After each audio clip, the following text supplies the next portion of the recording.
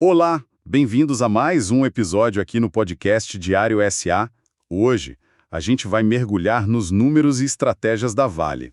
Vamos analisar juntos os resultados do terceiro trimestre de 2025. Estamos aqui com o relatório oficial da companhia em mãos, tá? A ideia é, assim, destrinchar esse material, pegar um essencial mesmo, como foi o financeiro, os avanços na operação, os passos estratégicos e as novidades em ESG, ambiental, social e governança. Queremos entender o que esses dados realmente mostram sobre essa gigante brasileira. A própria Vale falou que foi um trimestre sólido.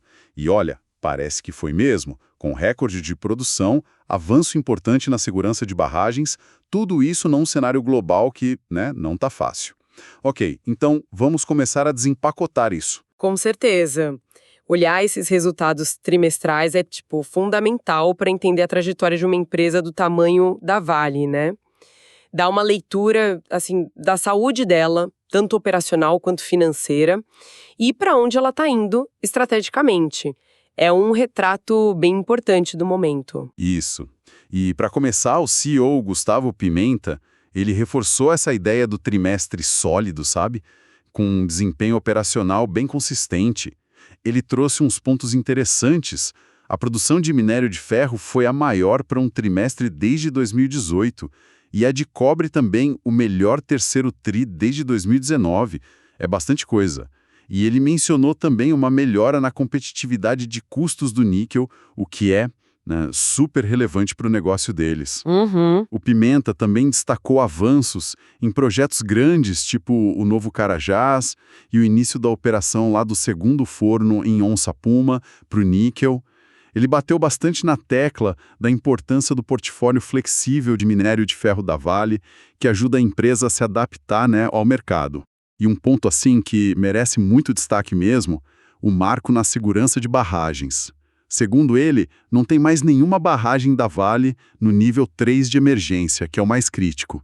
Exato. Isso tudo passou uma mensagem de bastante confiança no futuro. E analisar o discurso do CEO diz muito, né? A gente percebe um foco duplo. Por um lado, essa busca constante por consistência na operação e criar valor a longo prazo. Por outro lado, e talvez até mais importante para o momento da Vale, é reafirmar a segurança como prioridade total. Quando ele fala do portfólio flexível, da cadeia de valor ampla, isso reforça a resiliência da empresa. Mas olha, sem dúvida nenhuma, o marco das barragens zerar o nível 3, isso sim é um divisor de águas. Para a reputação, para a licença social para operar, é um passo essencial para reconstruir a confiança. Faz todo sentido. Bom, vamos então olhar para os números financeiros, mas sem aquela chuva de dados que só confunde, né? O panorama geral é de crescimento forte. A receita líquida, por exemplo, passou dos 10 bilhões de dólares. É um avanço bem considerável, tanto comparando com o ano passado, quanto com o trimestre anterior. Mas o que chama mesmo a atenção é a rentabilidade.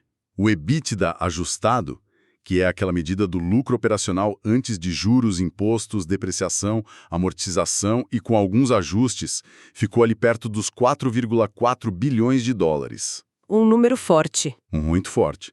Representa um crescimento robusto, na casa dos 2 dígitos nas duas comparações, anual e trimestral. Aí tem também o EBITDA pro forma, que tiram os efeitos mais específicos, tipo os gastos com Brumadinho. Sim, para limpar a análise, né? Exato. E ele também mostrou um crescimento forte na mesma linha. Isso levou a margem EBITDA pro forma para, olha só, 42%. Bem expressivo. 42% é uma margem excelente para o setor. E um indicador que brilhou bastante foi o fluxo de caixa livre recorrente, que é basicamente o caixa que a empresa gera depois de investir para manter as operações rodando, né? Esse número passou de 1,5 bilhão de dólares. É um salto enorme comparado aos períodos anteriores. Mostra uma capacidade impressionante de gerar caixa. O lucro líquido também veio nessa onda positiva, crescendo bem. De fato, a performance financeira foi muito boa. Esse crescimento todo no EBITDA, seja o ajustado ou pro forma, ele vem de uma combinação que deu certo, né? Volumes maiores vendidos, uma gestão de custos que parece estar funcionando e, claro, preços realizados melhores, principalmente para minério de ferro e cobre e também aqueles subprodutos valiosos. Olhando o quadro geral, essa margem EBITDA de 42% que você falou é sim muito saudável para a mineração e o fluxo de caixa livre recorrente forte é crucial. Não só mostra a saúde financeira do dia a dia, mas dá fôlego para a empresa investir em projetos novos, diminuir dívida e, claro, remunerar acionista. É um sinal de vitalidade mesmo. Entendi. E aquela diferença que você citou entre o lucro líquido contábil e o proforma ajuda a gente a limpar a análise de efeitos que são pontuais, né? Às vezes, comparar com o ano anterior fica distorcido por causa de provisões ou eventos específicos daquele período, como os impactos da Samarco, que foram maiores em 2024. O proforma tenta mostrar o resultado mais, digamos, recorrente da operação. Perfeito. E como é que esses bons resultados financeiros se conectam com a operação lá na ponta? A Vale reportou um desempenho forte de vendas em minério de ferro, cobre e níquel, todos eles com aumento na comparação anual. Um destaque foi o preço realizado dos finos de minério de ferro, ficou em $94,40 por tonelada. Isso não só é uma alta em relação aos períodos anteriores, mas superou o índice de referência do mercado. Isso é bom, né? Muito bom, conseguir prêmios sobre o benchmark é um diferencial. Agora a parte de custos. Essa trouxe notícias bem animadoras. O tal do custo all-in, que tenta pegar todos os custos da mina ao porto, frete, royalties, caiu bastante. No minério de ferro, a queda foi de 4% ano a ano, ficou ali perto de $53 por tonelada. No cobre, a redução foi drástica mesmo, impressionantes, 65% de queda anual, ficou abaixo de $1.000 por tonelada. Nossa, 65% é muita coisa. Muita coisa. E no níquel, a queda também foi expressiva, 32% a menos que no ano anterior, ficou na casa dos $12.300 por tonelada. Resultados ótimos nos custos. E outra métrica importante, o custo caixa C1 de finos de minério, que é o custo direto lá na mina, né, sem contar a compra de terceiros. Esse ficou estável em relação ao ano passado, por volta de $20,70 por tonelada. Isso está em linha com o que eles previam para 2025. E por falar em previsão, a Vale aproveitou esses bons resultados para revisar para baixo a expectativa de custo all-in para o ano de 2025, tanto no cobre quanto no níquel. Olha, a história por trás dessas reduções de custo tem várias camadas, né? Tem sim o dedo da eficiência operacional, ganhos de escala com mais produção, mas o fator subprodutos teve um peso gigantesco, especialmente no cobre.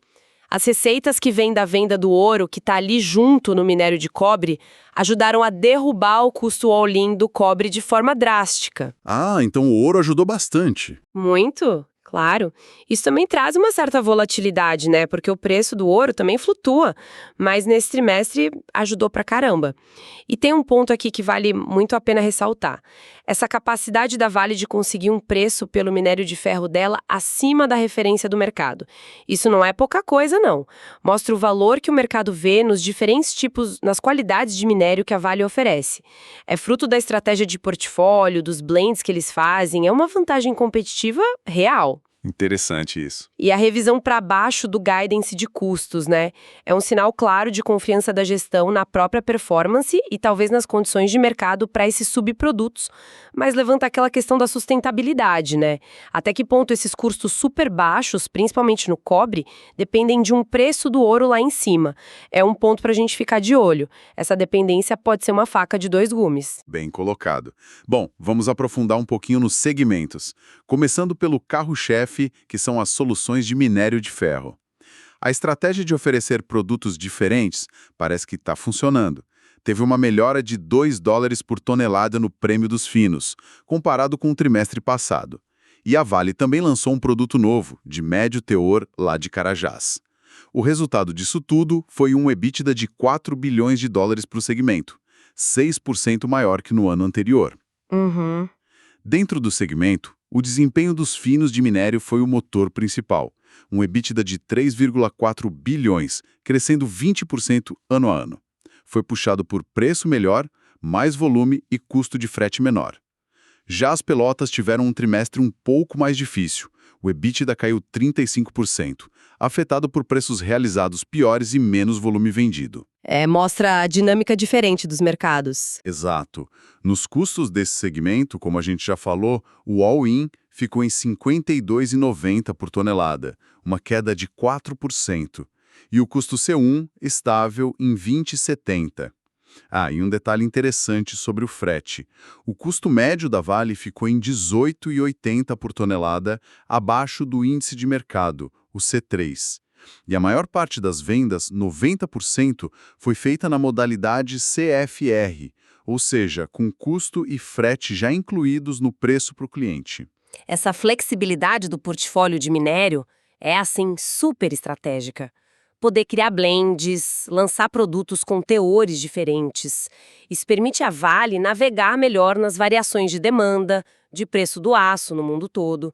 É uma forma de tentar tirar o máximo de valor do minério dela em diferentes cenários de mercado. Faz sentido. E essa diferença de performance entre finos e pelotas mostra bem como esses mercados podem ter dinâmicas bem distintas mesmo. Enquanto o mercado de finos parece que sustentou melhor preço e demanda, o de Pelotas enfrentou um cenário mais complicado nesse trimestre. Entendi. E a estabilidade do custo C1, mesmo com as pressões de inflação que afetam a indústria toda, sugere um bom controle dos custos diretos lá na mina. E conseguir um custo de frete abaixo do mercado spot também é um ponto positivo, claro. Indica eficiência na gestão logística, na estratégia de contratar navios. Legal. Mudando agora o foco para o segmento de metais para transição energética, que pega cobre e níquel. O desempenho ali foi muito forte. O EBITDA do segmento todo deu um salto impressionante, 177% maior que no ano anterior. Chegou a 687 milhões de dólares. E um marco importante foi o início da operação do segundo forno lá em Onça Puma para o níquel. Isso adiciona 15 mil toneladas por ano de capacidade e olha que legal, foi entregue abaixo do orçamento previsto. Ótima notícia. Eficiência até na entrega do projeto. Pois é. Olhando separado, o cobre teve um EBITDA de 614 milhões, 71% maior que no ano anterior. O que puxou foi o preço mais alto do próprio cobre e também do ouro, que é um subproduto importante ali, além de volumes maiores. Já o níquel conseguiu reverter a perda que teve no mesmo período do ano passado. Entregou um EBITDA positivo de 114 milhões de dólares. A chave aqui foi ter mais matéria-prima de custo menor, vinda de Voisey's Bay, lá no Canadá, volumes maiores e precisar comprar menos material de terceiros, que é mais caro.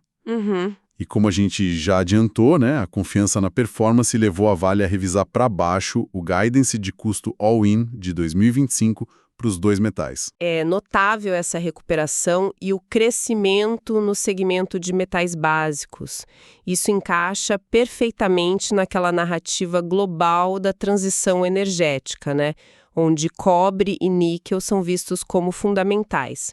Os resultados mostram que a Vale está conseguindo não só pegar essa onda, mas fazer isso com uma rentabilidade cada vez maior. É verdade. A queda brutal no custo all-in do cobre, aqueles 65%, é o grande destaque aqui. Reforçando, o principal motor foi a receita dos subprodutos, principalmente o ouro. É interessante notar que teve até um fator negativo no custo, um aumento na taxa de fiscalização de recursos minerais, a TFRM. Teve isso também. Teve, mas o efeito positivo dos subprodutos e da eficiência foi muito maior. De novo, fico alerta sobre a dependência do preço do ouro, mas o resultado foi excelente. Entendi. No níquel, a melhora expressiva no custo all-in, 32% a menos, está ligada diretamente à melhor performance da mina de Voisey's Bay.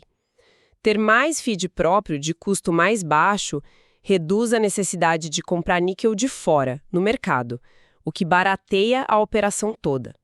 Isso, junto com mais volume, permitiu reverter aquele resultado negativo do ano passado. Clareou bastante. Saindo um pouco dos números agora e olhando para a estratégia e a agenda ESG. Em projetos de crescimento, a Vale conseguiu licenças importantes para expandir a produção de minério lá em Carajás. Serra Sul, mais 20 milhões de toneladas por ano, e Serra Leste. E também avançou nas obras de acesso do projeto de Cobre-Bacaba. Passos importantes para o futuro da produção. Com certeza. Outro movimento estratégico foi fechar a venda de parte da Aliança Energia. Isso trouxe US$ 1 bilhão para o caixa e, ao mesmo tempo, garantiu para a Vale acesso à energia renovável a longo prazo. Uma jogada dupla, né? Sim, otimiza o capital e garante energia limpa. A empresa também fez uma oferta para recomprar um tipo de título de dívida, as debêntures participativas, buscando otimizar a estrutura de capital dela. Agora, na frente ESG, o grande marco, que a gente já mencionou, foi zerar as barragens em nível 3 de emergência. A barragem Forquilha 3 foi reclassificada para o nível 2. Além disso, outras 2 barragens, Doutor e Dicão Leste, tiveram os níveis de emergência removidos depois de receberem declaração de estabilidade. E mais uma estrutura, a barragem Grupo foi totalmente eliminada. Notícia excelente. Com isso, a Vale já concluiu 60% do programa dela de descaracterização de barragens a montante. Já foram 18 estruturas eliminadas desde 2019. E a companhia também implementou o GSTEM, que é o padrão global da indústria para a gestão de rejeitos, em todas as barragens dela. Isso é fundamental. E nos programas de reparação, o acordo de Brumadinho já tem 79% dos compromissos concluídos. Em Mariana, que é referente ao rompimento da barragem da Samarco, onde a Vale é acionista, já foram desembolsados R$ 70 bilhões para reparação e compensação. E o programa de indenização definitiva já tem mais de 327 mil adesões. Olha, não dá para minimizar a importância de zerar o nível 3 de emergência nas barragens. É um passo gigantesco na recuperação da confiança e na redução da percepção de risco da Vale. Isso tem impacto direto na imagem da empresa, na relação com as comunidades, com investidores, com reguladores. É um avanço fundamental mesmo. Sem dúvida. A implementação do GSTMEM também é crucial. Alinha as práticas da Vale com o que tem de mais moderno e exigente em segurança de barragens no mundo. Responde a uma demanda clara da sociedade e dos investidores por padrões mais altos depois dos desastres, né?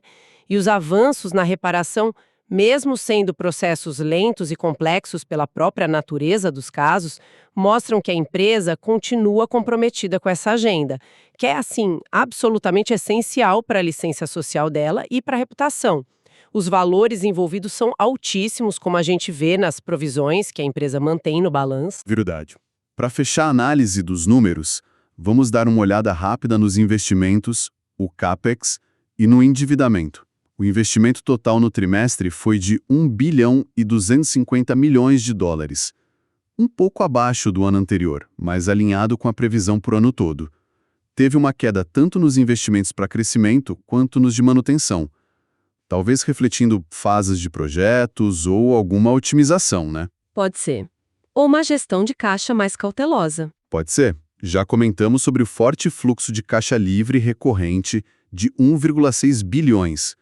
O fluxo de caixa livre total foi ainda maior, 2,6 bilhões, porque foi turbinado por aquele 1 bilhão da venda da Aliança Energia. Sim, um evento não recorrente que ajudou bastante o caixa total. Esse caixa todo ajudou no endividamento.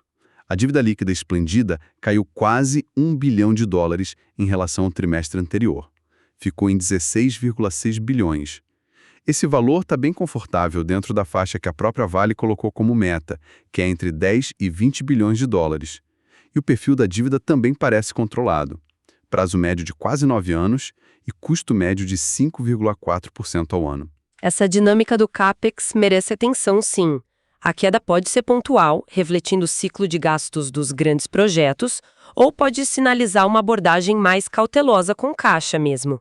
É algo para a gente observar nos próximos trimestres, como a empresa vai equilibrar os investimentos para o futuro com a disciplina financeira. Bom ponto. Mas o ponto-chave aqui é que a forte geração de caixa operacional, somada àquele evento não recorrente da aliança, permitiu a Vale reduzir o endividamento líquido, mesmo continuando a investir e arcando com os custos enormes de reparação e segurança de barragens.